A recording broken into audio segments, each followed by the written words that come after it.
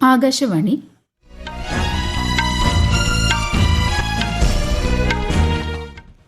നമസ്കാരം. വാർത്തകൾ വായിക്കുന്നത് അശ്വതി.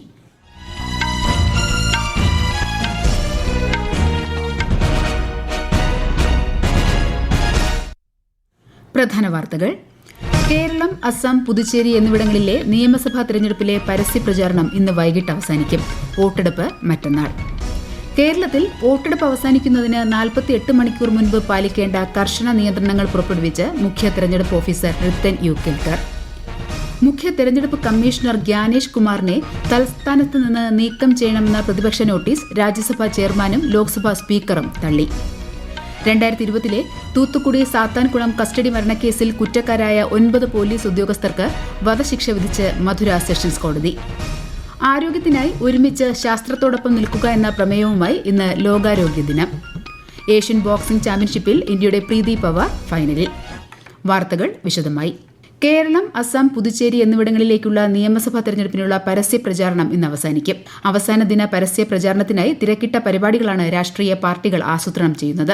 വ്യാഴാഴ്ച നടക്കുന്ന തെരഞ്ഞെടുപ്പിൽ കേരളത്തിലെ 140 മണ്ഡലങ്ങളിൽ നിന്നായി 883 സ്ഥാനാർത്ഥികളാണ് മത്സരിക്കുന്നത്. അടുത്ത മാസം 4-നാണ് വോട്ടെണ്ണൽ. ഇന്ന് വൈകിട്ട് 6 മണിക്ക് നടക്കുന്ന കൊട്ടിക്കലാശം കൊഴുപ്പിക്കാനാണ് മുന്നണികളുടെ ശ്രമം. കൂടുതൽ വിവരങ്ങളുമായി തിരുവനന്തപുരത്ത് നിന്ന് ആകാശവാണി ലേഖകൻ സ്മിതി എം പള്ളുരുത്തി. വിവിധ മണ്ഡലങ്ങളിലുള്ള വോട്ടർമാരല്ലാത്ത പ്രവർത്തകരും പാർട്ടി ഭാരവാഹികളും പ്രചാരണ സമയം കഴിഞ്ഞാൽ ഉടനെ മണ്ഡലം വിട്ടുപോകണമെന്നാണ് മുഖ്യ തെരഞ്ഞെടുപ്പ് ഓഫീസർ നിർദ്ദേശിച്ചിട്ടുള്ളത്.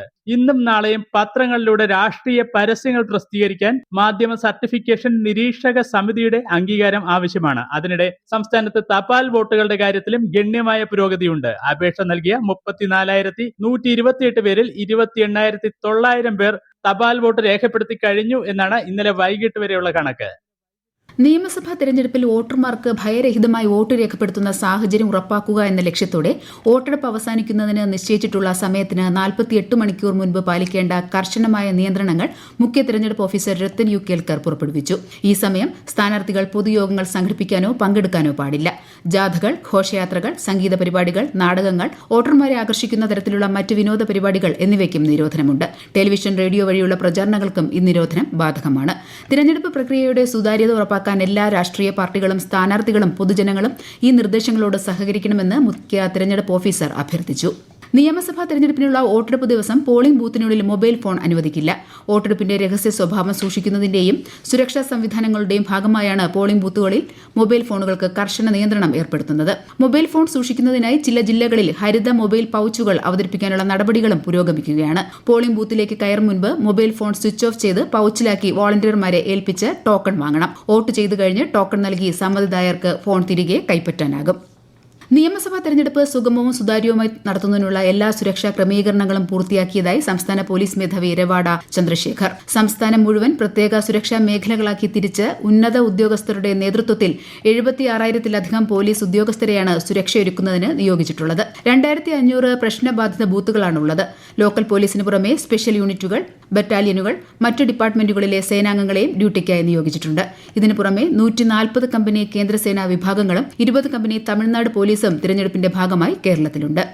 നിയമസഭാ തെരഞ്ഞെടുപ്പിന്റെ സുരക്ഷാ ക്രമീകരണങ്ങളുമായി ബന്ധപ്പെട്ട് കൊല്ലം സിറ്റി പോലീസ് ഓച്ചിറയിൽ റൂട്ട് മാർച്ച് നടത്തി. ടോൾ ജംഗ്ഷനിൽ നിന്നാരംഭിച്ച് പ്രീമിയർ ജംഗ്ഷനിൽ അവസാനിച്ച റൂട്ട് മാർച്ചിൽ കൊല്ലം സിറ്റി പോലീസും കേന്ദ്ര സായുധ സേനയും പങ്കെടുത്തു. City police commissioner M Hemalatha, additional SP, ASPമാർ, ACPമാർ ഉൾപ്പെടെയുള്ള പോലീസ് ഉദ്യോഗസ്ഥർ നേതൃത്വം നൽകി. നിയമസഭാ തെരഞ്ഞെടുപ്പിനോടനുബന്ധിച്ച് മലമ്പുഴ നിയോജക മണ്ഡലത്തിൽ ട്രാക്ടർ ബോധവൽക്കരണ റാലി നടന്നു. മുണ്ടൂർ ബസ് സ്റ്റാൻഡ് പരിസരത്ത് നിന്നും പുരിയാനി വരെയാണ് ട്രാക്ടർ ബോധവൽക്കരണ റാലി സംഘടിപ്പിച്ചത്. 30ഓളം ട്രാക്ടറുകൾ റാലിയിൽ അണിനിരന്നു. തമിഴ്നാട് നിയമസഭാ തെരഞ്ഞെടുപ്പിനുള്ള നാമനിർദ്ദേശ പത്രികാ സമർപ്പണം ഇന്നലെ പൂർത്തിയായി. 3,400-ലധികം സ്ഥാനാർത്ഥികളാണ് മത്സര രംഗത്തുള്ളത്. പശ്ചിമബംഗാളിലും ഒന്നാംഘട്ട തെരഞ്ഞെടുപ്പിനായി നാമനിർദ്ദേശ പത്രിക സമർപ്പിക്കാനുള്ള സമയപരിധി അവസാനിച്ചു. പത്രികകളുടെ സൂക്ഷ്മ പരിശോധന ഇന്ന് നടക്കും. ഈ മാസം 9 വരെ പത്രിക പിൻവലിക്കാം. തമിഴ്നാട്ടിൽ ഈ മാസം 23-നാണ് വോട്ടെടുപ്പ്. പശ്ചിമബംഗാളിൽ 23-നും 29-നും 2 ഘട്ടങ്ങളായാണ് വോട്ടെടുപ്പ് നടക്കുക.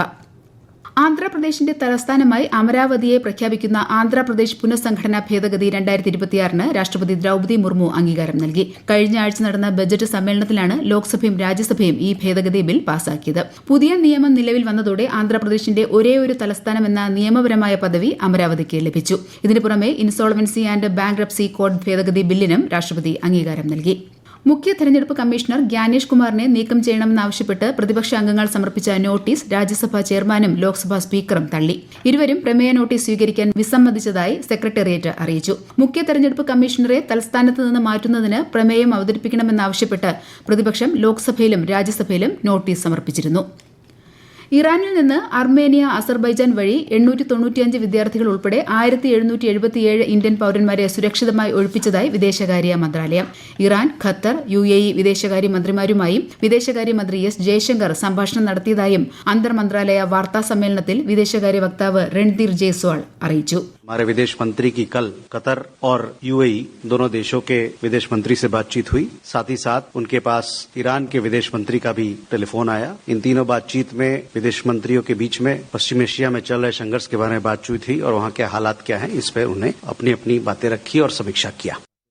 രാജ്യത്തെ എണ്ണ ശുദ്ധീകരണശാലകൾ പരമാവധി ശേഷിയിലാണ് പ്രവർത്തിക്കുന്നതെന്ന് വാർത്താ സമ്മേളനത്തിൽ പങ്കെടുത്ത കേന്ദ്ര പെട്രോളിയം പ്രകൃതിവാതക മന്ത്രാലയം ജോയിന്റ് സെക്രട്ടറി സുജാത ശർമ്മ അറിയിച്ചു. ഈ വാർത്തകൾ ആകാശവാണിയിൽ നിന്ന്. ആകാശവാണി വാർത്തകളും വാർത്താധിഷ്ഠിത പരിപാടികളും all India radio news Thiruvananthapuram YouTube ചാനലിലും all India radio news Thiruvananthapuram Facebook പേജിലും AR News_ തിരുവനന്തപുരം ഇൻസ്റ്റഗ്രാം അക്കൌണ്ടിലും AR News_TVM X ഹാൻഡിലും ലഭ്യമാണ്. ആണവോർജ്ജ മേഖലയിൽ ഇന്ത്യയ്ക്ക് ചരിത്ര നേട്ടം. തമിഴ്നാട്ടിലെ കൽപ്പകത്തുള്ള പ്രോട്ടോടൈപ്പ് ഫാസ്റ്റ് ബ്രീഡർ റിയാക്ടർ പ്രവർത്തനക്ഷമമായി. റിയാക്ടറിനുള്ളിൽ ആണവ ചെയിൻ റിയാക്ഷൻ സ്വയം നിയന്ത്രിതമായി തുടരുന്ന പൂർണ്ണതോതിലുള്ള ഊർജ്ജ ഉൽപാദനത്തിന് മുന്നോടിയായുള്ള ഏറ്റവും പ്രധാനപ്പെട്ട ഘട്ടമാണിത്. ആണവോർജ്ജ മേഖലയിലെ ഇന്ത്യയുടെ നിർണായക ചുവടുവയ്പ്പാണിതെന്ന് പ്രധാനമന്ത്രി നരേന്ദ്രമോദി പറഞ്ഞു. ഉപയോഗിക്കുന്നതിനേക്കാൾ കൂടുതൽ ഇന്ധനം ഉൽപ്പാദിപ്പിക്കാൻ ശേഷിയുള്ള ഈ അത്യാധുനിക റിയാക്ടർ ഇന്ത്യയുടെ എഞ്ചിനീയറിംഗ് മികവാണ് തെളിയിക്കുന്നതെന്നും അദ്ദേഹം വിശേഷിപ്പിച്ചു. നേട്ടത്തിന് പിന്നിൽ പ്രവർത്തിച്ച ശാസ്ത്രജ്ഞരെയും എഞ്ചിനീയർമാരെയും പ്രധാനമന്ത്രി അഭിനന്ദിച്ചു. 500 മെഗാവാട്ട് വൈദ്യുതി ഉൽപ്പാദിപ്പിക്കാൻ ശേഷിയുള്ള റിയാക്ടർ പൂർണ്ണമായി പ്രവർത്തന സജ്ജമാകുന്നതോടെ റഷ്യയ്ക്ക് ശേഷം ഈ നേട്ടം കൈവരിക്കുന്ന ലോകത്തെ രണ്ടാമത്തെ രാജ്യമായി ഇന്ത്യ മാറും. തൂത്തുക്കുടി സാത്താൻകുളം കസ്റ്റഡി മരണക്കേസിൽ കുറ്റക്കാരായ 9 പോലീസ് ഉദ്യോഗസ്ഥർക്ക് വധശിക്ഷ വിധിച്ച് മധുര 1ാം അഡീഷണൽ ഡിസ്ട്രിക്ട് ആൻഡ് സെഷൻസ് കോടതി. 2020 P. ജയരാജും മകൻ ബെനിക്സും പോലീസ് കസ്റ്റഡിയിൽ ക്രൂരമർദ്ദനമേറ്റ് മരിച്ച കേസിലാണ് ജഡ്ജി G. മുത്തുകുമാരൻ വിധി പ്രസ്താവിച്ചത്. 2020 ജൂൺ 19 കോവിഡ് ലോക്ഡൌൺ ലംഘിച്ച് കട തുറന്നുവെന്നാരോപിച്ച് മൊബൈൽ ഷോപ്പ് ഉടമയായ ജയരാജിനെയും മകൻ ബെനിക്സിനെയും പോലീസ് കസ്റ്റഡിയിലെടുത്തത്. അന്ന് രാത്രി സ്റ്റേഷനിൽ വെച്ച് ക്രൂരമർദ്ദനത്തിനിരയായ ഇരുവരും അടുത്ത ദിവസങ്ങളിൽ മരണപ്പെടുകയായിരുന്നു. മദ്രാസ് ഹൈക്കോടതി സ്വമേധയാ എടുത്ത കേസിലാണ് CBI അന്വേഷണം നടത്തിയത്. ഇന്ന് ലോകാരോഗ്യ ദിനം. 1948 ഏപ്രിൽ 7 ലോകാരോഗ്യ സംഘടന സ്ഥാപിതമായതിന്റെ വാർഷികത്തോടനുബന്ധിച്ചാണ് ഈ ദിനാചരണം. ശാസ്ത്രീയ തെളിവുകളിലുള്ള വിശ്വാസം, ആഗോള സഹകരണം, മനുഷ്യരുടെയും മൃഗങ്ങളുടെയും ഗ്രഹത്തിന്റെയും ആരോഗ്യം സംരക്ഷിക്കുന്നതിനുള്ള ഏകാരോഗ്യ സമീപനം എന്നിവയിൽ ശ്രദ്ധ കേന്ദ്രീകരിക്കുകയാണ് ഈ വർഷത്തെ ദിനാചരണത്തിന്റെ ലക്ഷ്യം. ആരോഗ്യത്തിനായി ഒരുമിച്ച് ശാസ്ത്രത്തോടൊപ്പം നിൽക്കുക എന്നതാണ് ഈ വർഷത്തെ ലോകാരോഗ്യ ദിന പ്രമേയം. ബഹിരാകാശ പര്യവേഷണ ചരിത്രത്തിൽ പുതിയ അധ്യായം കുറിച്ച് നാസയുടെ ആർടെമിസ് 2 ചാന്ദ്രദൌത്യം. ആർടെമിസിലെ യാത്രികർ ഭൂമിയിൽ നിന്ന് ഏറ്റവും കൂടുതൽ ദൂരം സഞ്ചരിച്ച മനുഷ്യർ എന്ന റെക്കോർഡ് സ്വന്തമാക്കി. അപ്പോളോ 13 ദൌത്യത്തിന്റെ 1970 റെക്കോർഡാണ് 3 അമേരിക്കക്കാരും ഒരു കനേഡിയൻ പൌരനുമടങ്ങുന്ന സംഘം തിരുത്തിക്കുറിച്ചത്. വിശദാംശങ്ങളിലേക്ക്. ഭൂമിയിൽ നിന്ന് ഏകദേശം 2,52,760 മൈൽ അകലെ വരെ സഞ്ചരിച്ചാണ് commander Reid Wiseman, Victor Glover, Christina Koch, Jeremy Hansen എന്നിവരടങ്ങുന്ന സംഘം ചരിത്രം കുറിച്ചത്. ചന്ദ്രന്റെ ഉപരിതലത്തിൽ നിന്ന് ഏകദേശം 4000 മൈൽ ഉയരത്തിലൂടെയുള്ള 6 മണിക്കൂർ നീണ്ട ലൂണാർ ഫ്ലൈബൈ ആയിരുന്നു ഈ ദൌത്യത്തിലെ ഏറ്റവും പ്രധാനപ്പെട്ട ഘട്ടം. ഈ യാത്രക്കിടെ ഭൂമിയിൽ നിന്ന് ഒരിക്കലും കാണാൻ കഴിയാത്ത ചന്ദ്രന്റെ മറുപുറത്തിന്റെ അതിമനോഹരമായ കാഴ്ചകൾ നേരിട്ട് കാണാൻ യാത്രികർക്ക് സാധിച്ചു. അപ്പോളോ ദൌത്യങ്ങൾക്ക് അരനൂറ്റാണ്ടിന് ശേഷമുള്ള നാസയുടെ ആദ്യ മനുഷ്യ പേടക ദൌത്യമാണ് ആർടെമിസ് 2. മംഗോളിയയിലെ ഉലാൻബാത്തറിൽ നടക്കുന്ന ഏഷ്യൻ ബോക്സിംഗ് ചാമ്പ്യൻഷിപ്പിൽ ഇന്ത്യയുടെ പ്രീതി പവർ ഫൈനലിൽ കടന്നു. പാരീസ് ഒളിമ്പിക്സ് വെങ്കല മെഡൽ ജേതാവ് കൊറിയയുടെ AGMനെ പരാജയപ്പെടുത്തിയാണ് ഇന്ത്യൻ താരത്തിന്റെ ഫൈനൽ പ്രവേശനം. അതേസമയം ഇന്ത്യൻ താരങ്ങളായ നിഖത് സരീനും ലോവ്ലിന ബോർഗോഹനും ടൂർണമെന്റിൽ നിന്ന് പുറത്തായി. പ്രധാന വാർത്തകൾ വീണ്ടും. കേരളം, അസം, പുതുച്ചേരി എന്നിവിടങ്ങളിലേക്കുള്ള നിയമസഭാ തെരഞ്ഞെടുപ്പിലെ പരസ്യ പ്രചാരണം ഇന്ന് വൈകിട്ട് അവസാനിക്കും. വോട്ടെടുപ്പ് മറ്റന്നാൾ. കേരളത്തിൽ വോട്ടെടുപ്പ് അവസാനിക്കുന്നതിന് 48 മണിക്കൂർ മുൻപ് പാലിക്കേണ്ട കർശന നിയന്ത്രണങ്ങൾ പുറപ്പെടുവിച്ച് മുഖ്യ തെരഞ്ഞെടുപ്പ് ഓഫീസർ രത്തൻ യു കേൽക്കർ.